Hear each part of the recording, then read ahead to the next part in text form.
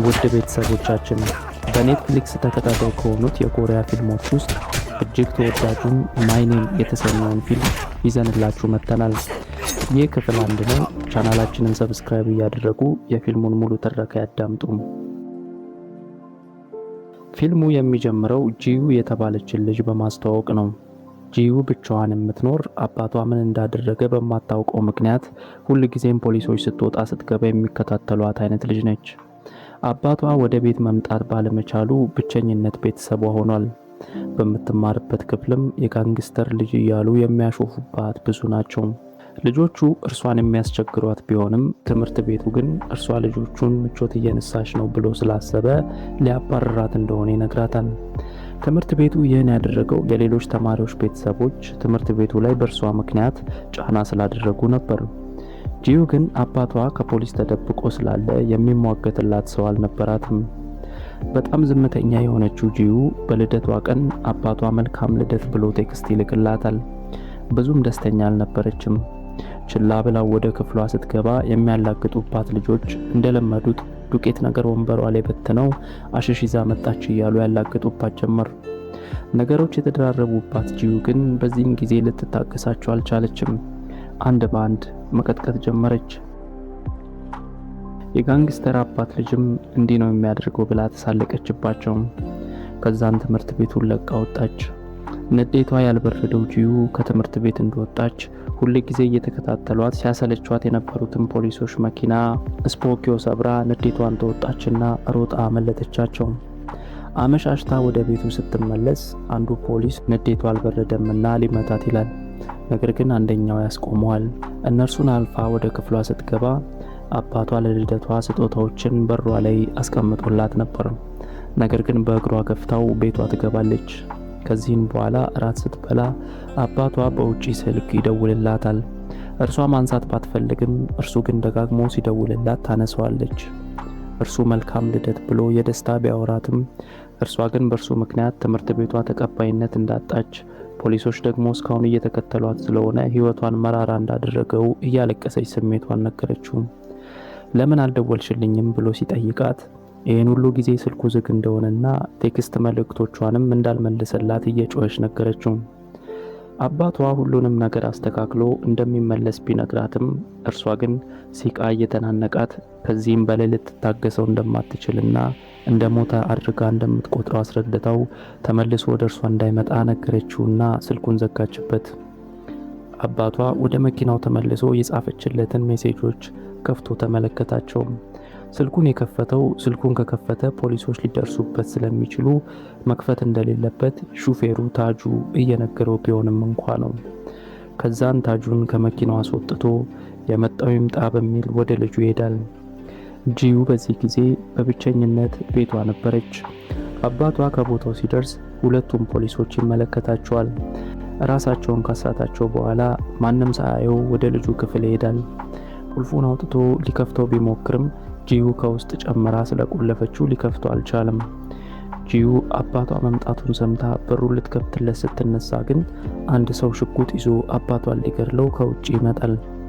ጂዩ ለአባቷ በሩን ልትከፍትለት ብትልም አባቷ ከውጪ እንዳትከፍተው አጥብቆ ይይዟል። ገዳዩ አባቷ ላይ 2 ጊዜ ተኩሶ ይሄዳል። ጂዩ አባቷ በሩን እንዲለቀው እያለቀሰች ብትለምነውም እንዳትወጣ በሩን እንደያዘው ወደቀ። ገዳዩ ከሄደ በኋላ አባቷ ይቅርታ እየጠየቃት እዛው ሞተ። አባቷ በሩን ሲለቀው እንደምንም ታግላ ከፈተችውና የሞተውን አባቷን አቀፈች። ከዚህም በኋላ ፊልሙ ወደ አባቷ ቀብር ስርዓት ይወስደናል። ጂዩ እጅግ ታለቅሳለች። አንድ ሰው ግን በብዙ ጋርዶች ታጅቦ ይመጣና ሲጋራ ጭሶ ለአባቷ ሐዘኑን ይገልጣል። ሰውየው ሊወጣ ሲል ግን ጂዩ የእጽ ንግዱ አለቃ እንደሆነ እንደምታውቅ ነግራው አባቷን ሰዎችን የሚገድል አይነት ሰው አድርጎት እንደሆነና ማን አባቷን እንደገደለው ጠየቀችው። ሰውየው በጣም የተረጋጋ ነው። የጂዩን ጥያቄ ችላ ብሎ አባቷ በጣም ታማኝ ጓደኛውና ወንድሙም ጭምር እንደነበረ ከዚህም በላይ ጥሩ አባት እንደነበረ መቼም እንዳትረሳው ነግሯት ይሄዳል። እርሱ ከሄደ በኋላ ጂዩ ከአባቷ ጋር ያሳለፈችውን ጊዜ እያስታወሰች ተንሰቅስቃ የአባቷ አስክሬን ላይ ስታለቅስ እንመለከታለን። የአባቷን የቀብር ስርዓት ከጨረሰች በኋላ ጂዩ ወደ ፖሊሶች ሄዳ የአባቷን ጉዳይ ለምን ችላ እንዳሉት ጠየቀቻቸው። ነገር ግን ምንም አይነት ማስረጃም ሆነ የአይን እማኝ ሊያገኙ እንዳልቻሉ ሲነግራት ጂዩ ቱግ ብላ በመንገድ ላይ ካሜራ ተቀርጾ የነበረውን የአባቷን ገዳይ ፎቶ እያሳየችው ይህን ደደብ መያዝ አለባችሁ እያለች ጮኸችበት። ሰውየው ግን ሰዎቹን አረጋግቶ አባቷን ለመጨረሻ ጊዜ በስልክ ያወራችው እርሷ መሆኗንና ምን ብላው ወደ እርሷ ሊመጣ እንደቻለ ጠየቃት። ምናልባት አባቷን ስሜታዊ ባታድርገው ኖሮ ወደ እርሷ ባልመጣ ገዳዩን ባልገደለው ነበር ሲላት ጂዩ እውነትም አባቷ በእርሷ ምክንያት እንደሞተ ይሰማታል። ፖሊሶቹ ምንም ሊያደርጉላት እንደማይችሉ ስለተረዳች ቀብር ስርዓቷ ላይ መጥቶ ወደ ነበረው የእጽ ነጋዴ አለቃው ጋር ትሄዳለች። ይህ ሰው ሚስተር ቾ ይባላል። እርሱ ጋር እንደደረሰችም በመንገዱ ካሜራ የተገኘውን ፎቶ ጠረጴዛው ላይ አስቀምጣ የአባቷ ገዳይ ፎቶ ላይ ያለው ሰው እንደሆነና ፈልጎ እንዲያገኝላት ጠይቀዋለች። ካገኘውልሽ ምን ታደርጊዋለሽ ብሎ ሲጠይቃት ራሷ ልትገድለው እንደምትፈልግ ነገረችው። ቾይ ግን ሰው መግደል ቀላል ነገር እንዳልሆነ ነግሯት ጩቤ ሰጣትና እርሱን እንድትወቀው ሲጠይቃት ጂዩ አልቻለችም። ፈሪ መሆኗን ነግሯት በጥፊ ብሎ ያባረራታል። ጂዩ ከዛ ወጥታ ቤቷ ሄዳ ብቻዋን ተቀምጣ ሳለ አንድ ሰው በሯን ያንኳኳል። ጂዩ እየፈራች አጮልቃ ፊቱን ትመለከተዋለች። ነገር ግን ድምጽ ስላላሰማች ሰውየው ጥሏት ይሄዳል። ከዚህም በኋላ የአባቷን ገዳይ ፎቶ በየመንገዱ እየለጠፈች ለሚያገኝላት ሰው 5 ሚሊዮን ዎን እንደምትሰጥ ታሳውቃለች። አንድ ቀን ቤቷ እያለች አንድ ስልክ ይደወልላትና አባቷን እንዳገኙት ገንዘቡንም ይዛ እንድትመጣ ቦታ ይጠቁሟታል። ጂዩ ብሩን ይዛ ከቦታው ስትደርስ ግን የመንገድ ላይ ዱርዬዎች ብቻ ነበሩ። ብሩን ተቀብለዋት በመኪናቸው ውስጥ አስረዋት እየሄዱ ሳሉም በአባቷ ቀብር ጊዜ መጥቶ የነበረው ቾይ ደርሶ ያድናታል። የአባቷን ገዳይ መበቀል ይህን ያህል ከፈለገች ስልጠና መውሰድ እንዳለባት ነግሯት ዶንግ ቼዎን ወደ ተባለው ወደ ራሱ ድርጅት ማሰልጠኛ ቦታ ይዟት ይሄዳል። በዚህን ስፍራ ወንዶች ብቻ ሲሆኑ የሚሰለጥኑት ሴት እርሷ ብቻ ነበረች። ሰልጣኞቹ አንድ ጊዜ አቅማቸውን ካሳዩ ከዛ ወጥተው ለድርጅቱ መስራት ይጀምራሉ። ጂዩ በወንዶቹ ብዙ መከራ ቢደርስባትም ዋት አድርጋ በድርጅቱ ልምምዷን ምሽትም ሳይቀራት መስራቷን ተያያዘችው። አንድ ቀን ድርጅቱ በሚያካሂደው የእርስ በርስ ፍልሚያው ውስጥም ገብታ መደባደብ ቻለች። በሚያስደንቅ ሁኔታ ሁሉም ሲወድቁ እርሷና ጋንጆ የተባለ ሰልጣኝ ይቀሩና ፍልሚያ ያደርጋሉ። አሸናፊው የሳምንታት ጉብኝትና የ10 ሚሊዮን ዎን ካሽ ይበረከትለታል። ጂዩ ግን እርሱ ግዱ አልነበረም። የእርሷ ዓላማ የአባቷን ገዳይ ማግኘት ብቻ ስለሆነ የቻለችውን ያህል ተፋለመችው።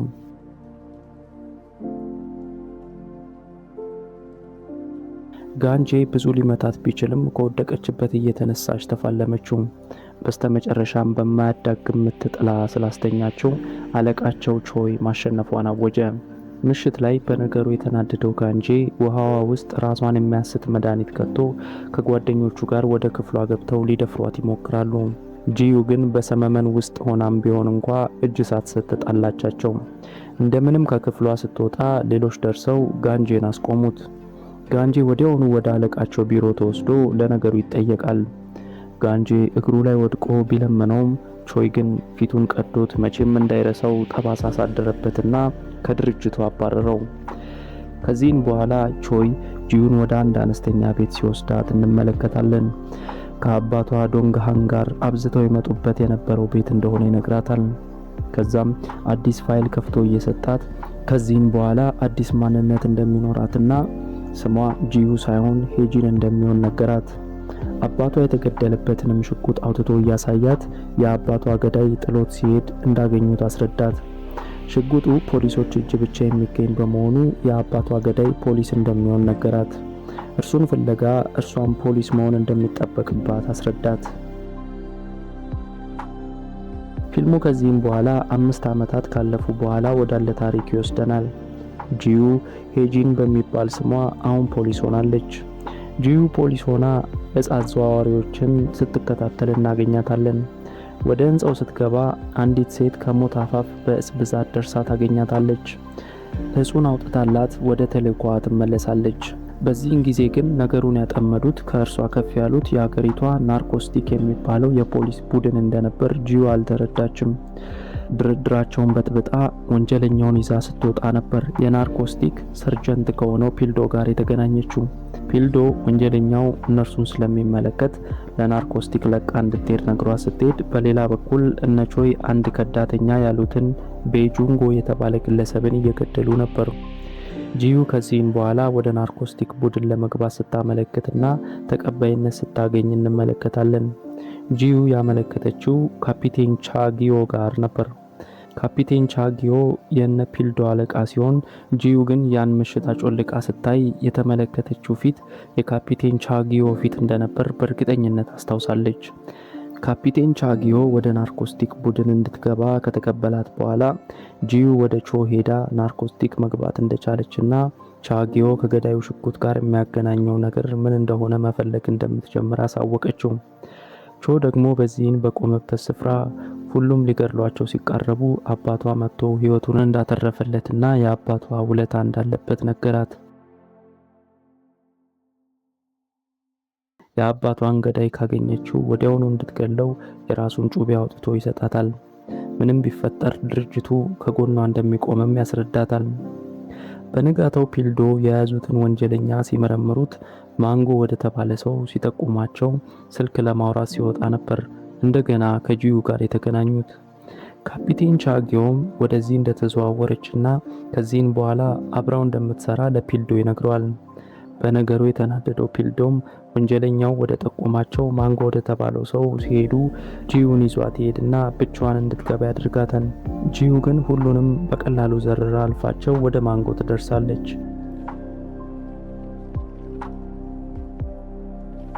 ፒልዶና ጓደኞቹ ቆይተው ሲገቡ ግን ያዩትን ማመን አልቻሉም። መከላከያ እንኳ ሳትለብስ ሁሉንም ዘርራ ማንጎን እያወጣጣቸው ነበር። እነ ፒልዶ ማንጎ እጹን የት እንደደበቀ እንዲናገር ሲወተውቱት ጂዩ ግን በአይኗ ከመጠጥ ቀዩ ጋር የሚያደርገውን ንግግር አይታ አወቀችበት። ወዲያውኑ ሄዳ የደበቀውን አሸሻ አወጣችው። ፒልዶ በብቃቷ ቢገረምም እንደዚህ አይነት አደጋ ውስጥ ግን ራሷን እንዳትከት መክሯት ማንጎን ይዘው ይመለሳሉ።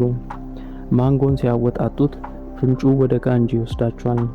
ጋንጂ ጂዩ ላይ ለፈጸመው በደል ቾ ፊቱን ቀዶት ካባረረው በኋላ በዚህ 5 ዓመት ውስጥ ራሱን ችሎ እጽ አዘዋዋሪ ሆኗል።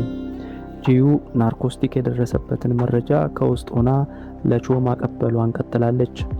እነቾም ክዷቸው በገደሉት ቤጁንጎ ፈንታ ሌላ ደንበኛ እያፈላለጉ ነው። ከዚህም በኋላ ጂዩ ሳታውቅ ድንገት ዘመቻ ሊከፈት እንደሆነ ተነግሯቸው ሁሉም ይንቀሳቀሳሉ። ከመሄዳቸው በፊት መግለጫ ሲሰጥ ነው ጂዩ አሁን የሚሄዱት ቾ ሙጂን ወደ ተባለ 90% የእጽ ንግድ ወደ ተቆጣጠረ ግለሰብ መሆኑን አውቃ የደነገጠችው። እንዳትነግረው በናርኮስቲክ ዘመቻ ሲወጡ ስልካቸውን ስለሚያስረክቡ ስልኳን ሰጥታ ነበር። ፖሊሶቹ እቅዳቸው እነቾ ታማኝ ያልሆነላቸውን ቤጁንጎን ከገደሉት በኋላ በእርሱ ስም ያሉትን መርከቦች ለመቆጣጠር ሲንቀሳቀሱ በዛ ተገኝተው ቾ ሙጂንን መያዝ ነበር።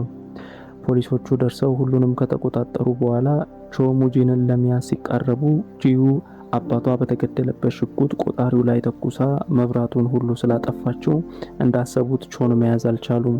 ሁሉም ነገር በሳት ሲያያዝ ጂዩ ሽጉጡን ሆነ ብላ በቦታው ትተዋለች። ምክንያቷ ደግሞ ያ ሽጉጥ ወደ ምርመራ እንዲገባና በዛ ሽጉጥ ያለውን እውነታ ማወቅ ስለሚያስችላት ነበር። እነ ካፒቴን ቻጊዮ ካሉበት ሲመለከቱ ስፍራው መረጃ እስከማይገኝለት ድረስ እየፈነዳ ነበር። የወንጀለኛው ቡድን አለቃ ቾ ሙጂን በዚህ መሃል ዘሎ ያመልጣል። በኋላ ፖሊሶች ስፍራውን ቢበረብሩት ምንም ሊያገኙ አልቻሉም። ጂዩም ሆነ ብላ የጣለችውን ሽጉጥ አንስታ ለካፒቴን ቻጊዮና ለፖሊሶቹ አሳየቻቸው። ይህን ስታደርግ ቻጊዮ ሽጉጡን ሲያይ ፊቱ ላይ የሚያሳየውን ገጽታ በጥንቃቄ እየተከታተለች ነበር።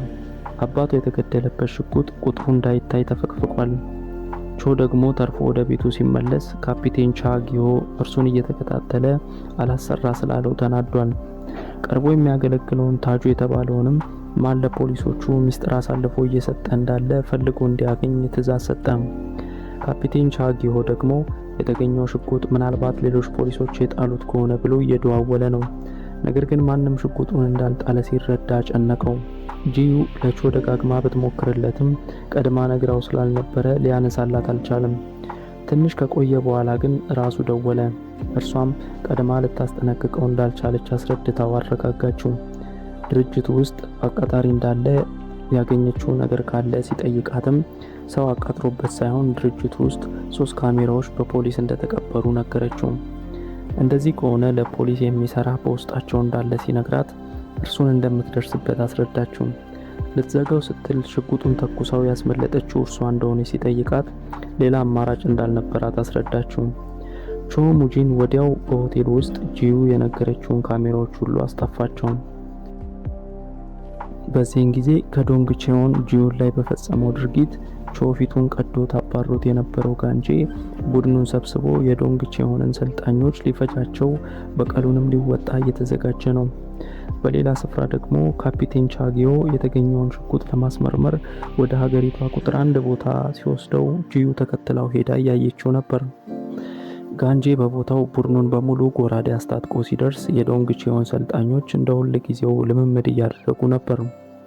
ሁሉንም ፈጃቸው። ዋናቸውንም ሚስተር ጁንግ ታጁ እጁን ሰበረውና ሄደ። ፖሊሶች ከቦታው ሲደርሱ የካሜራውን ቅጂዎች ሁሉ እነቾ ስለወሰዱት ምንም መረጃ ሊያገኙ አልቻሉም። የተረፉትም የዶንግ ቼዮን ሰልጣኞችም ሆነ ጁንግ ፖሊሶቹ ማን ቦታውን እንዳጠቃው ቢጠይቋቸውም ትንፍሽ አልላሉ። ፒልዶ እና ጂዩ ቦታውን እየፈተሹ እያለ ግን ፒልዶ ቀድመው ማንጎ ጋር ያገኙትን አይነት እጽ በማግኘቱ ጂዩ ለነ ማንጎ እጽን ያቀርብላቸው የነበረው ጋንጄ እንደሆነ አወቀች። ከዛን እንደወጡ ፒልዶ ከአለቃቸው ቻጊዮ ተደውሎለት ወደ ቀብር ስፍራው ያቀናል። ጂዩ ግን ቀድማቸው በሞተር ሄዳ ነበር። ከዛ ስትወጣ ካፒቴን ቻጊዮ እና ፒልዶ ሲገቡ ለጥቂት ይተላለፋሉ። ፒልዶ የሆነ ነገር ቢጠረጥርም ካፒቴን ቻጊዮ ስለጠራው ትቶት ይሄዳል። ፖሊሶቹ የዶንግ ቼዮን ድርጅት ወጣት ተለማማጆች ላይ ጥቃት ፈጽሞ የነበረው ጋንጄ እንደሆነ ደረሱበት። ስለዚህ ቾ ሙጂን ጋንጄ ላይ ምላሽ ጥቃት ሲፈጽም ሊይዙ ሲነጋገሩ ጂዩ ትሰማለች። በካፒቴን ቻጊዮ ቅድ መሰረት መጀመሪያ ማንጎን መልቀቅ፣ ከዛን ጋንጄ ማንጎ ለፖሊሶች መረጃ ሰጥቷል ብሎ ስለሚያስብ ጋንጄ ወደ ማንጎ እንቅስቃሴ ይጀምራል።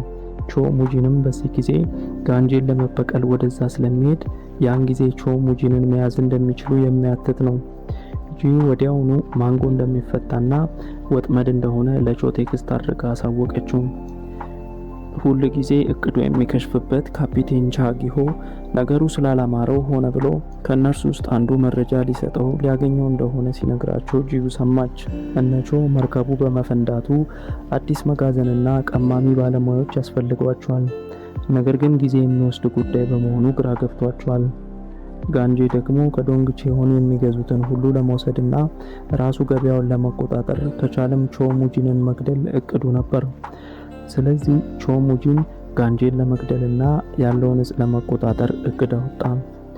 ጂዩ በዚህ ጊዜ ከዶንግ ቼዮን መረጃ ለካፒቴን ቻጊዮ የሚሰጠው ማን እንደሆነ ለማየት በሞተሯ ከስፍራው ደርሳለች።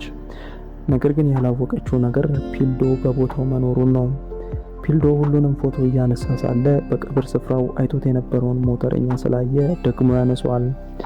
ከዚያም ብሶ ጂዩ ከላይ ወጥታ ከሃዲው ማን እንደሆነ ለማየት ስትሞክር ከፒልዶ ጋር ትፋጠጣለች።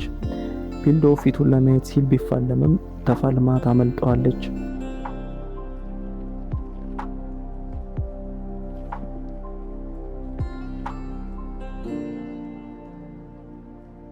በሞተር ስትወጣም ከሃዲው የቾ የቅርብ ሰራተኛ ጁንግ ታጁ እንደሆነ አየችው። ጁንግ ታጁ ካፒቴን ቻጊሆ ሲቆይበት መኪናውን አስነስቶ ስለሄደ ካፒቴን ቻጊሆ ወደ ፒልዶ ይመለሳል። ፒልዶም የሞተረኛውን ፎቶ እያሳየው እዚህ መጥቶ እንደነበርና በቀብር ስርዓቱ ወቅት አይቶት እንደነበር ነገረው። በዚህም በመካከላቸው ለቾ ሙጂን የሚሰልል እንዳለ ስለተረዱ ካፒቴን ቻጊሆ ጂዩን በደንብ እንዲከታተላት ለፒልዶ ያዘዋል። ከዚህም በኋላ ጂዩ ለቾ በዛ ስፍራ ጁንግ ታጁንን እንደሆነ ያየችውና አሁን ምንም አይነት እርምጃ ጋንጄ ላይ መውሰድ እንደሌለበት ራሷ ጋንጄን ፈልጋ እንደምታገኘው ነገረችው። ነገር ግን ጁንግ ታጁ ከድቶት አልነበረም። ካፒቴን ቻጊዮ ሆነ ብሎ ደውሎለት ነበር። ይህንንም ያደረገው በመካከላቸው የነበረውን የቾን አቃጣሪ ለማግኘት ሲል ነበር። ጂዩ ሽጉጡን ለማስመርመር ካፒቴን ቻጊዮ ወደ ሄደበት ቦታ ትሄዳለች። ካፒቴን ቻጊዮ እንደላካት አስመስላ ውጤቱን ጠየቀቻቸው። የሽጉጡን ቁጥር እንዳገኙት ነግረው አሰጧት። እርሷ ቁጥሩን ስታየው ሶንግ ጆንሱ የተባለ ፖሊስ ቁጥር እንደነበር አወቀች። ሶንግ ጁንሱ አባቷ የተገደለበት ሽጉጥ ባለቤት ነበሩ። ሶንግ ጁንሱ ማን እንደሆነ ካፒቴን ቻጊዮን ስትጠይቀው ናርኮስቲክ ቡድን በተቀላቀለ ወር ባልሞላ ጊዜ ውስጥ ሞቶ የነበረ ፖሊስ እንደሆነና ዶንግ ቺዮን እንደገደለው ነገራት። ጂዩ ከቾ ጋር በሚገናኙበት ቦታ ሄዳ ቾ ድርጅቱ ፖሊሱን ገድሎት እንደሆነ ስትጠይቀው ዶንግ ቺዮን መቼም ፖሊሶችን እንደማይገድልና የካፒቴን ቻጊዮ ጨዋታ ብቻ እንደሆነ አስረዳት። በሌላ ስፍራ ደግሞ ጋንጄ ወደ ማንጎ ሄዶ እጾችን አውጥቶ እንዲሰጠው እየጠየቁት ነበር። ማንጎ ግን ፖሊሶች ሁሉንም እንደወሰዱበት ቢነግራቸውም ጋንጄ ግን ሊያምነው አልቻለም። ጂዩ ጋንጄን ለመያዝ ስትባዝን ፒልዶ እየተከተላት ሁሉንም ነገር ያጣራል። ጂዩ መጨረሻ ላይ ወደ ማንጎ ሄዳ ልትከተለው ስትል ግን ፒልዶ መኪናዋ ውስጥ ገብቶ ለምን ብቻዋን እንደምትሄድ ሲጠይቃት ማንም ጉዳይ ብሎ ስላልሰጠው እንደነበረ ታስረዳዋለች። እነርሱ ሲያወሩ ማንጎ ስለወጣ ማንጎን ለሁለት ይከታተሉት ጀመር። በሌላ ስፍራ ቾ ሁሌ ወደሚሄድበት ቦታ እንደለመደው ሄዶ ሊጠጣ ይቀመጣል። ማንጎ ግን ወደ ሰዋራ ቦታ የማያውቅ መስሎ እነ ጂዩንና ፒልዶን ወሰዳቸው። ወጥመድ መሆኑን ያላወቁት ጂዩንና ፒልዶም ብዙ ጠበቁት። ከዛን ጋንጄ ከቦታው ሲመጣ ቦርሳ ሙሉ እጽ አውጥቶ ለማንጎ ይሰጠውና ይሄዳል። ግራ ተጋብተው እያለ ነው ጋንጄ እንዳጠመዳቸው የገባቸው። በሌላ ቦታ ቾ በቦታው ሊገድሉት የመጡትን ሁሉ አንድ በአንድ እየፈጃቸው ነው። እነ ጂዩና ፒልዶ ደግሞ ጋንጄን መቆጣጠር አቅቷቸው እጅ ሰጥተዋል። ጋንጄ ጂዩ የተቀበለችውን የውሸት ስም ሄጂ እያለ ሲያሾፍባት ያልቃል። በክፍል 2 ቀጣዩን ትረካ ይዘንላችሁ የምንመጣ ይሆናል። ቻናላችንን ሰብስክራይብ ያላደረጋችሁ ተመልካቾቻችን ሰብስክራይብ እያደረጉ የፊልሞችን ትረካ ያዳምጡ። በቀጣይ ክፍል እስከምንገናኝ እኛ እዚሁ ጋር በቃን። በቸር ቆዩን።